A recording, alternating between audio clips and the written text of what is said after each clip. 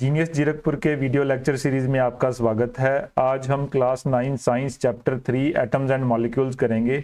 इसमें 11 एक्सरसाइज हैं। हम 11 की 11 एक्सरसाइज का सॉल्यूशन देखेंगे और उसके फंडामेंटल और लॉजिक को समझने की कोशिश करेंगे। क्वेश्चन 1 है, a 0.24 gram sample of a compound of oxygen and boron was found by the analysis to contain 0.096 of boron and 0.14 of oxygen.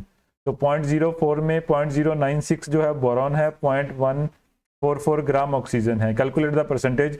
Simple एक परसेंटेज निकालने का क्वेश्चन है ये। आपने बोरोन का परसेंटेज निकालना है तो बोरोन का वेट बटे टोटल वेट हो जाएगा।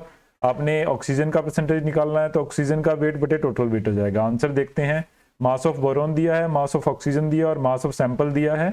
तो परसेंटेज ऑफ बोरोन वेट कितना हो जाएगा, 0.096 बाय इंटू 100 बाय 0.24, ये परसेंटेज में आ जाएगा। 40 और 60% इसका आंसर है। Question 2, when 3 gram of carbon is burned with 8 gram of oxygen 11 gram of carbon dioxide is produced. तो लॉ ये कहता है कि मास can neither be created nor be destroyed in chemical reaction. तो 3 ग्राम ऑक्सीजन है, 3 ग्राम कार्बन है, 8 ग्राम oxygen है, तो 11 ग्राम कार्बन डाइऑक्साइड बनेगी क्योंकि 3 ही कंपाउंड है। तो ये रेशियो फिक्स रहेगा। जब भी कार्बन डाइऑक्साइड बनेगी तो ये रेशियो फिक्स रहेगा।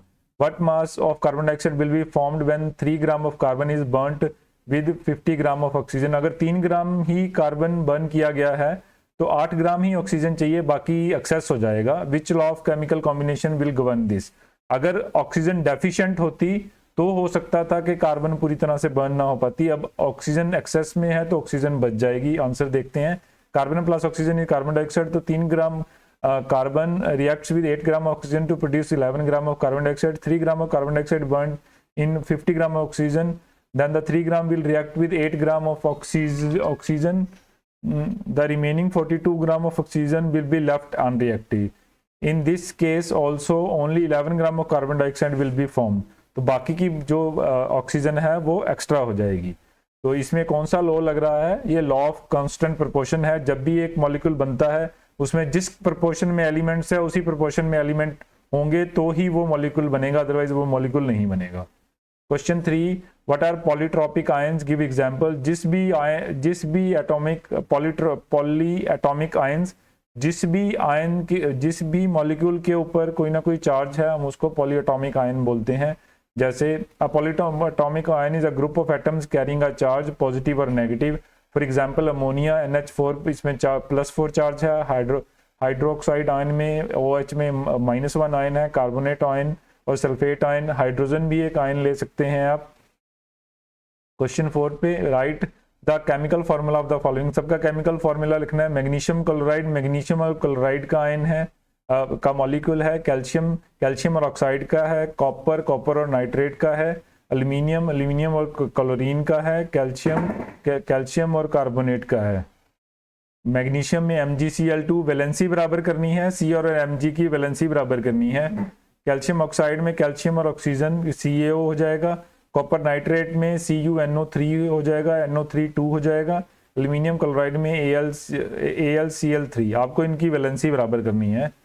कैल्शियम कार्बोनेट में CaCO3 हो जाएगा। Question 5, give the names of the element present in the following compound. हम पहले कंपाउंड का फॉर्मूला लिख लेंगे, फिर उसमें कौन कौन से एलिमेंट है वो चेक कर लेंगे। क्विकलाइम CaO होता है तो कैल्शियम ऑक्सीजन हो जाएगा। हाइड्रोजन ब्रोमाइड HBr है तो हाइड्रोजन और ब्रोमाइड हो जाएगा। बेकिंग पाउडर NaHCO3 है। सोडियम हाइड्रोजन कार्बन ऑक्सीजन हो जाएगा। पोटाशियम सल्फेट K2SO4 है, पोटाशियम सल्फर ऑक्सीजन हो जाएगा। Question 6, calculate the molecular mass of the following. हमने देखना है एक मॉलिक्यूलर मास जो है वो एटॉमिक मास ग्राम के बराबर होता है। जो भी उसका एटॉमिक मास होगा उतने ग्राम के बराबर एक मोल का मास होता है। और एक मोल में एटम जो होते हैं वो 6.023 इंटू 10⁻23 होते हैं। 6.022 लेते हैं कई जगह, तो आप दोनों में से कुछ भी ले सकते हैं। तो उसमें नंबर ऑफ एटम, चाहे मोल है, चाहे एलिमेंट है, चाहे एटम है, या जितना भी बड़ा मॉलिक्यूल है, तो नंबर ऑफ एटम जितने ही रहेंगे और जो उसका वेट होगा वो उस एटम पूरे मॉलिक्यूल के एटॉमिक मास के ग्राम मास के बराबर हो जाएगा। एक बार देखते हैं। C2H2, तो कार्बन के मास को 2 से मल्टीप्लाई करेंगे, हाइड्रोजन के मास को 2 से मल्टीप्लाई करेंगे, टोटल मास निकाल लेंगे तो 28 ग्राम हो जाएगा। अगर इसमें नंबर ऑफ एटम्स पूछा होता तो एक मोल में एटम 6.022 इंटू 10⁻23 हो जाएंगे। बी में देखते हैं सल्फर के मास को 8 से मल्टीप्लाई कर देंगे, 32 सल्फर का मास है तो 256 हो जाएगा। फॉस्फोरस में फॉस्फोरस के मास को 4 से मल्टीप्लाई कर देंगे, फॉस्फोरस का 31 है, 31 इंटू 4 हो जाएगा 124। हाइड्रोक्लोरिक एसिड में हाइड्रोजन का मास 1 है, क्लोरीन का मास ऐड कर देंगे 35.5 तो 36.5 हो जाएगा। नाइट्रिक एसिड HNO3 में हाइड्रोजन, नाइट्रोजन और ऑक्सीजन के 3 मास जोड़ देंगे, हाइड्रोजन का 1, नाइट्रोजन का 14 और ऑक्सीजन का 16 तो 63 मास हो जाएगा। Question 7, which is the mass of 1 mole of nitrogen. Same question है, नाइट्रोजन के 1 मोल का मास नाइट्रोजन का जो एटॉमिक मास है उसके बराबर हो जाएगा, एटॉमिक मास ग्राम के बराबर हो जाएगा। 4 mole of aluminium atom, aluminium का जो मास है 27 है, 27 इंटू 4 हो जाएगा तो 108 हो जाएगा। 10 मोल ऑफ सोडियम सल्फाइड, तो हमने क्या करना है, सोडियम के 2 एटम है इसमें, सल्फर का 1 है और ऑक्सीजन के 3 है, तो सोडियम के 2 एटम को 23 से मल्टीप्लाई करेंगे, सल्फर का 32 है और ऑक्सीजन का 13 है, तो ये टोटल 1 मोल का मास निकल आएगा। 1 मोल के मास को हम 10 से मल्टीप्लाई कर देंगे तो हमारा आंसर आ जाएगा 126 1 मोल का मास हो गया और 1260 ग्राम्स जो है वो 10 मोल का मास हो गया। क्वेश्चन 8, कन्वर्ट इनटू मोल। अब 12 ग्राम को मोल में कन्वर्ट करना है, पहले हम 1 मोल का मास निकालेंगे, 1 मोल के मास को हम इससे डिवाइड कर देंगे, जो भी प्रोपोर्शन आएगा वो बन जाएगा। तो 32 gram of oxygen gas is 1 मोल, 32 ग्राम 1 के बराबर है तो 12/32 हो जाएगा 0.375। अगर एटम्स निकालने होते तो हम इसको 6.022 इंटू 10⁻23 से मल्टीप्लाई कर देते। 12 ग्राम ऑफ वाटर, पहले वाटर का मास निकालेंगे, 18 gram of water is 1 mole, 2 hydrogen है 1 ऑक्सीजन है, 16 + 2 18 हो गया, तो हम 20/18 कर देंगे। 20 ग्राम, इसमें 12 लिखा है, कैलकुलेट 20 से किया है, ये एक बार करेक्ट कर लीजिएगा। सी 22 ग्राम ऑफ कार्बन डाइऑक्साइड, तो 44 ग्राम का 1 कार्बन का और 2 ऑक्सीजन के मिला के 44 ग्राम हो जाएगा। 44 ग्राम 22/44.5 मोल हो जाएगा। Question 9, what is the mass of 0.2 mole of oxygen. अब हमने क्या करना है, पहले ऑक्सीजन एटम का मास निकालना है। ऑक्सीजन एटम का मास कितना होता है 16 ग्राम, तो उसको फिर मोल से मल्टीप्लाई कर देंगे। Mass of the mole of oxygen is 16 ग्राम, तो 0.2 ऑफ ऑक्सीजन एटम क्या हो जाएगा 0.2 इंटू 16 3.2 हो जाएगा। Same way 0.5 mole of water, 2 hydrogen के और 1 ऑक्सीजन का, दोनों को मिला के 18 ग्राम होगा, 18 को 0.5 से मल्टीप्लाई 9 ग्राम हो जाएगा। क्वेश्चन 10 पे चलते हैं, calculate the number of molecules. अब मॉलिक्यूल्स कैलकुलेट करने हैं, तो मॉलिक्यूल कैलकुलेट करने के लिए 1 मोल में 6.022 इंटू 10⁻23 होते हैं।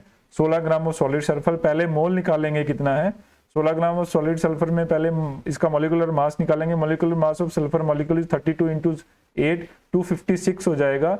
1 mole of molecule is equal to 256 gram में 6.22 इंटू 10⁻23 मॉलिक्यूल्स होंगे, तो हम इसको 256 डिवाइडेड बाय 256 इंटू 16 कर देंगे तो हमारा आंसर आ जाएगा 3.763 इंटू 10⁻22 मॉलिक्यूल्स आ जाएंगे। Question 11, calculate the number of aluminium ion present in 0.05 gram of aluminium oxide. Same question है, पहले एल्यूमिनियम ऑक्साइड का मॉलिक्यूलर मास निकालेंगे, उतने ग्राम के बराबर रखेंगे, उसमें फिर मोल की वैल्यू निकालेंगे कितने मोल है, फिर उसको 6.022 इन 10⁻23 से मल्टीप्लाई करेंगे। एल्यूमिनियम का 27 है। 1 mole of aluminium oxide is Al2O3, 2 aluminium है 3 ऑक्सीजन है, 2 एल्यूमिनियम 27 इंटू 2 हो जाएगा और ऑक्सीजन 16 इंटू 3 हो जाएगा, 102 मास हो गया। 102 मास में 6.022 इन 10⁻23 मॉलिक्यूल्स होंगे, तो 0.01 में कितने होंगे, 102 से डिवाइड करके 0.021 से मल्टीप्लाई कर देंगे तो इतने मॉलिक्यूल हो जाएंगे। मॉलिक्यूल 3.011 इंटू 10⁻20 हो गए। क्वेश्चन अब उसके बाद सिर्फ एल्यूमिनियम के निकालने हैं, तो number of aluminium ions Al3+ present in 1 molecule oxide is 2, 2 मोल बराबर हैं तो ये डबल हो जाएगा, तो 3.011 का डबल, क्योंकि दो एल्यूमिनियम प्रेजेंट हैं इसमें, तो 6.022 इंटू 10⁻20 हो जाएंगे। इस तरह से हमने chapter 3 class 9 science atoms and molecules के 11 के 11 क्वेश्चन कर लिए हैं। अगर आपका इसमें कोई भी क्वेश्चन है तो आप हमें कमेंट सेक्शन में लिख के भेज सकते हैं, हम उसका जल्दी से जल्दी जवाब देने की कोशिश करेंगे। आपका वीडियो सुनने के लिए बहुत बहुत धन्यवाद।